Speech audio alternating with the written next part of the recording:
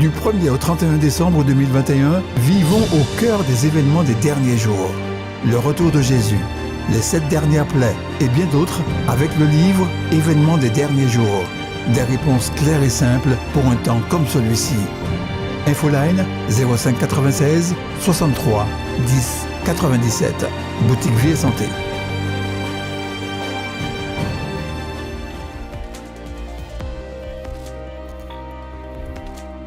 Chers amis, je suis heureux de pouvoir vous rencontrer autour de la parole de Dieu. Puisse le Seigneur vous bénir tous, ainsi que vos familles.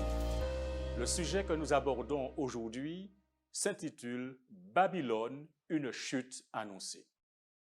Tertullien, grand théologien très célèbre de son époque, a vécu à la fin du second siècle. Il déclara de manière très claire et très ferme que Babylone, dans l'Apocalypse, se réfère à la capitale de la Rome impériale. Babylone, littérale et mystique, pendant longtemps, a été reconnue comme étant l'ennemi traditionnel de la vérité et du peuple de Dieu. L'utilisation du nom Babylone au livre de l'Apocalypse symbolise l'ensemble des organisations religieuses apostates et leur direction depuis l'Antiquité jusqu'à la fin des temps.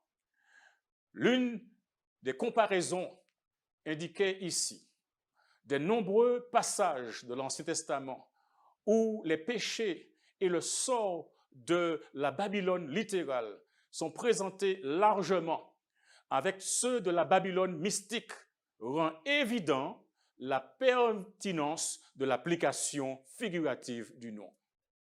À chaque époque, Dieu a confié à son peuple une mission particulière. Les détails de cette mission peuvent varier, mais le but ultime reste le même, savoir amener les gens à établir une relation salvatrice avec Dieu qui se prolongera jusque dans l'éternité. C'est ainsi que le livre de l'Apocalypse, et singulièrement le chapitre 14, recèle 3 messages ultimes d'une importance inouïe à l'adresse de 7 milliards d'habitants de la planète Terre. Ces messages sont portés par des anges puissants volant par le milieu du ciel. Le message du premier ange proclame l'évangile éternel qui accentue le salut par la justice et la grâce de Jésus-Christ.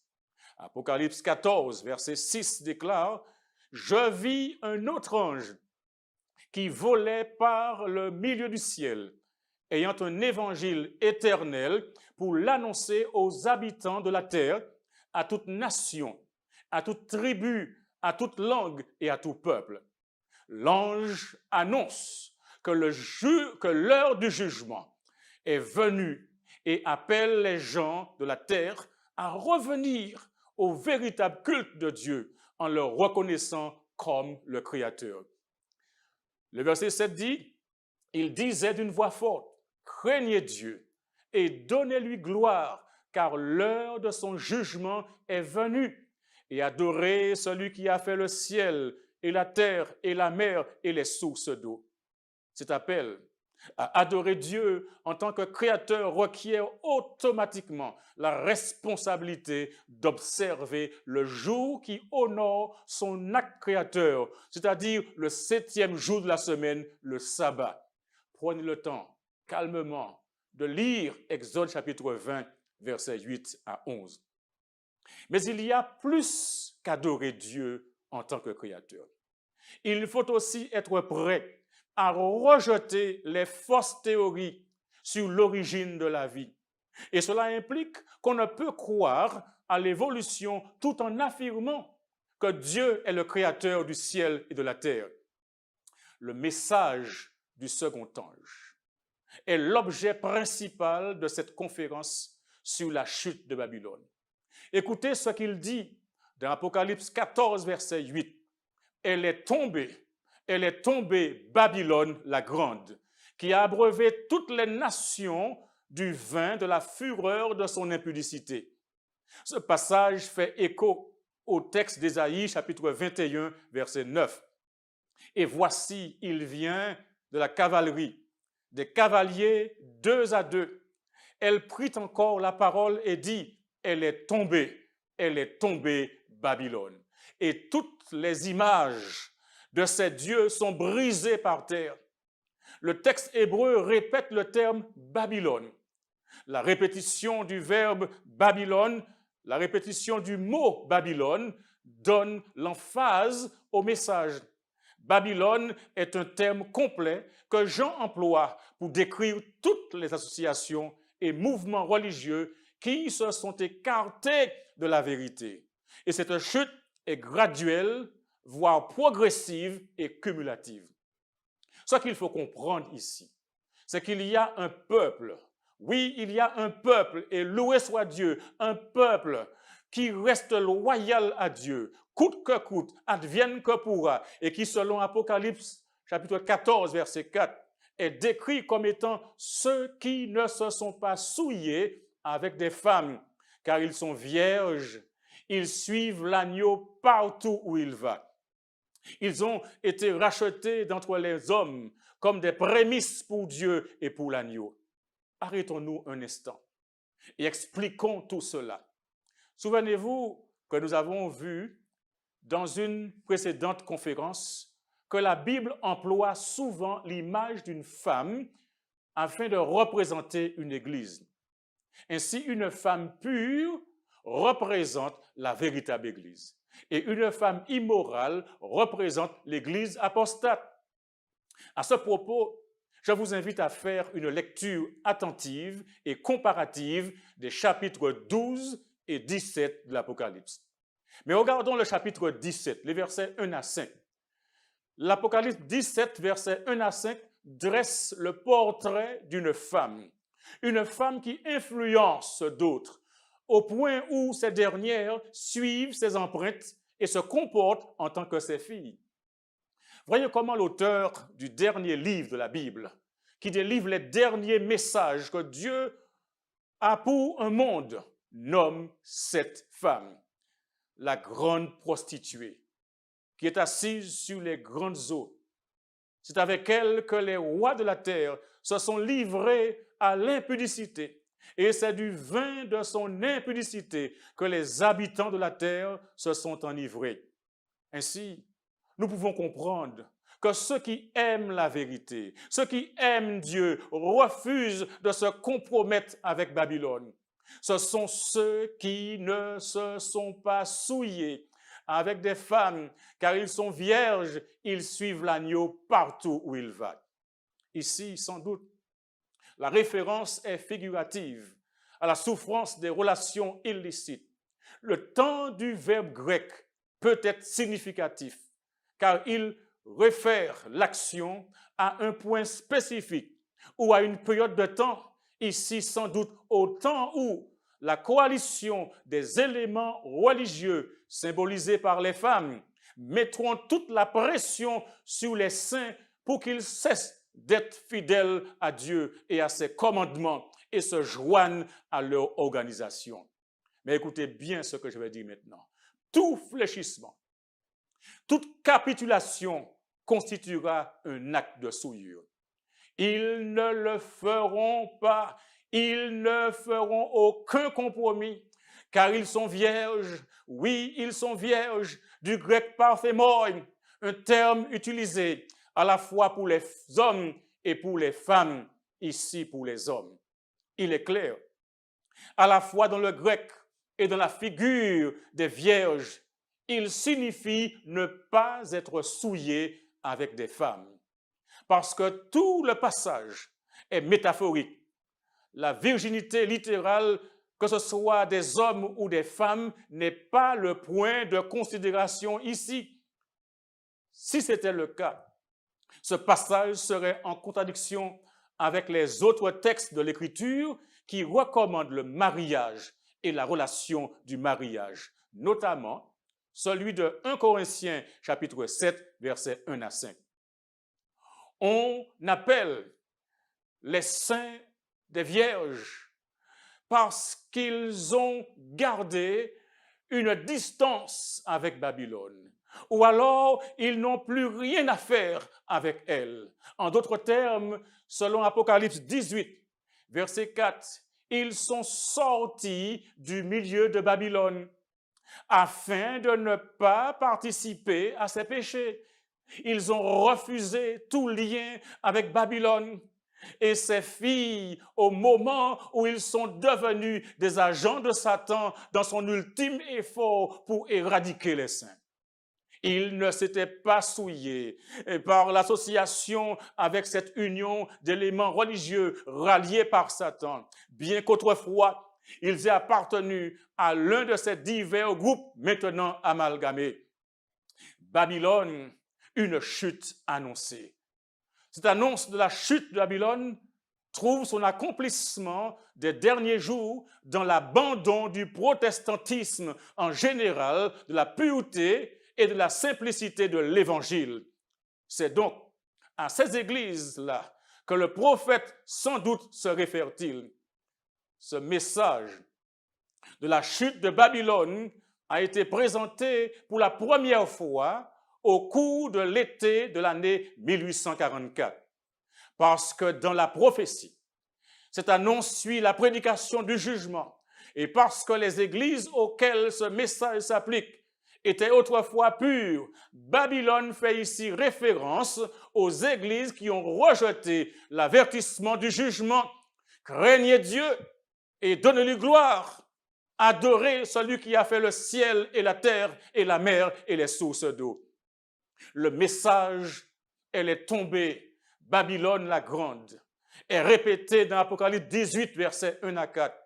Après cela, je vis descendre du ciel un autre ange qui avait une grande autorité, et la terre fut éclairée de sa gloire. Il cria d'une voix forte, disant, elle est tombée, Babylone la grande. Elle est devenue une habitation de démons, un repère de tout esprit impur, un repère de tout oiseau impur et odieux, parce que toutes les nations ont bu du vin de la fureur de son impudicité, et que les rois de la terre se sont livrés avec elle à l'impudicité, et que les marchands de la terre se sont enrichis par la puissance de son luxe. Écoutez bien le verset 4 d'Apocalypse 18. Et j'entendis du ciel une autre voix qui disait, sortez du milieu d'elle, mon peuple, afin que vous ne participiez point à ses péchés et que vous n'ayez point de part à ses fléaux. Amis téléspectateurs, le peuple de Dieu qui se trouve encore dans Babylone est appelé à en sortir afin de ne pas participer à ses péchés et d'échapper aux fléaux qui seront déversés sur elle. Par conséquent, Babylone est constituée des églises qui enseignent de nombreuses erreurs théologiques transmises par l'Église du Moyen-Âge. Le message, elle est tombée, Babylone la grande, est répété dans Apocalypse 18, versets 1 à 4, pour que le peuple de Dieu, qui se trouve encore dans Babylone, comprenne l'urgence d'en sortir. Oui, il doit d'abord comprendre les péchés et les erreurs de Babylone. Lorsque les proclamateurs exposeront Babylone pour ce qu'elle est, leur proclamation déclenchera une intense colère et une opposition féroce. En dépit d'une telle opposition, je vous invite à aller de l'avant avec l'amour chrétien, à aller de l'avant avec l'authenticité de la Bible, tout comme ceux qui, par le passé, ont accompli la mission que Dieu leur a confiée. Oh, mes amis, écoutez cela. Beaucoup de personnes sont persécutées à cause de leur foi, tout simplement parce qu'elles ne vont pas dans le sens de ce que pense la majorité. Et de ce fait sont soumises à la fournaise des tribulations, des moqueries, des railleries de la société, au jeu subtil de favoritisme, parfois de ceux qui détiennent le pouvoir. Le message d'aujourd'hui est là pour vous dire que si vous choisissez, je dis bien si vous choisissez de vous lever pour Jésus-Christ, il vous soutiendra et vous donnera la victoire. attention, si vos péchés vous ont été pardonnés et si votre cœur est rempli de l'amour de Dieu, vous n'avez rien à craindre. Je dis bien, vous n'avez rien à craindre dans ce monde, ni dans le monde à venir, car selon 1 Jean, chapitre 4, verset 18, la crainte n'est pas dans l'amour, mais l'amour parfait bannit la crainte. Alléluia. Deuxièmement, il faut avoir de la colonne vertébrale pour prendre position pour Jésus. En d'autres termes, il faut avoir du courage pour se lever pour Jésus. Il faut être solide. Troisièmement, Dieu défendra, amen, tous ceux qui prendront position pour lui, quiconque décide de le suivre. Et écoutez bien les paroles du prophète Ésaïe, chapitre 43, verset 2, transmettant la parole de l'Éternel, qui dit « Si tu traverses les eaux, je serai avec toi. Et les fleuves, ils ne te submergeront point. Si tu marches dans le feu, tu ne te brûleras pas et la flamme ne t'embrasera pas. » Alléluia. Quatrièmement, Dieu n'abandonne pas ses enfants entre les mains de leurs ennemis, ni les abandonne-t-il dans la détresse. De la même manière qu'il a délivré 3 jeunes garçons des mains d'un roi appelé Nebuchadnezzar, qui se comporta comme un dictateur en essayant de les obliger à s'agenouiller devant une statue pour l'adorer, les menaçant de les balancer dans une fournaise chauffée à blanc, et qui le fit en définitive parce que ces jeunes refusèrent de rogner leur foi, refusèrent de compromettre leur fidélité au Dieu véritable et donc dire non au monarque qui leur demandait de faire quelque chose qui ne revient qu'à Dieu seul, savoir l'adoration. Certes, ils se trouvaient en terre étrangère, dans un pays appelé Babylone. Cependant, ils restèrent fidèles et Dieu les délivra des flammes. Amen. Et quand on lit au chapitre 3 de Daniel, le verset 27, il est dit « Le feu n'eut aucun pouvoir sur leur corps. Les cheveux de leur tête ne furent pas brûlés. Leurs caleçons ne furent point endommagés. Et l'odeur du feu ne les atteignit pas. Gloire à Dieu. » Dans le conflit cosmique, la proclamation de l'évangile éternel aboutit à un appel à choisir le camp de Dieu. Dieu respecte la liberté humaine, mais il invite chaque individu à répondre librement à son plan pour lui. Cette décision des plus importantes déterminera la destinée éternelle de chacun. L'appel divin ressemble à celui des parents qui, sentant que leur enfant est sur le point de prendre une mauvaise décision, font tout ce qu'ils peuvent pour l'en dissuader. L'appel vient du cœur d'un Dieu rempli d'amour. Mais la décision vous appartient. Le jugement dernier révélera que par la mort du Christ, à la croix du Calvaire, Dieu a manifesté son amour infini en sauvant des pécheurs tels que vous et moi. Choisissez donc de craindre Dieu et de lui donner gloire en vous joignant dans le conflit cosmique au camp de l'agneau, ayant Jésus au cœur de votre vie.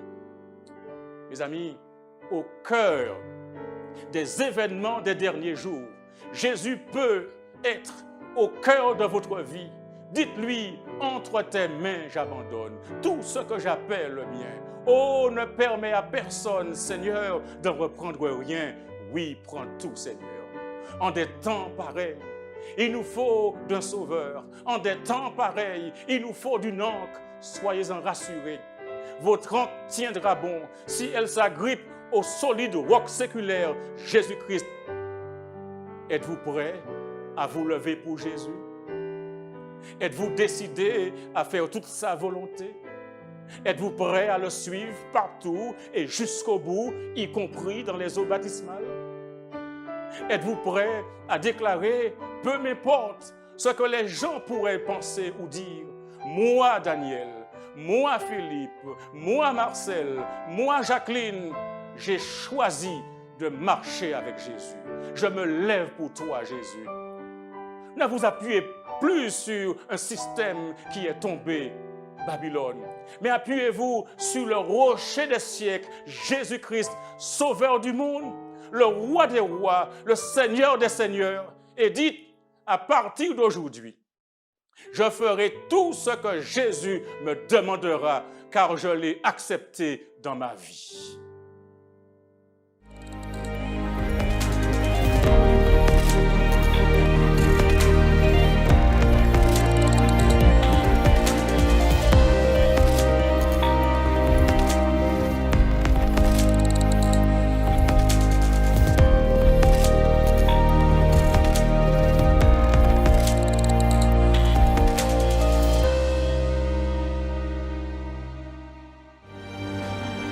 Du 1er au 31 décembre 2021, vivons au cœur des événements des derniers jours.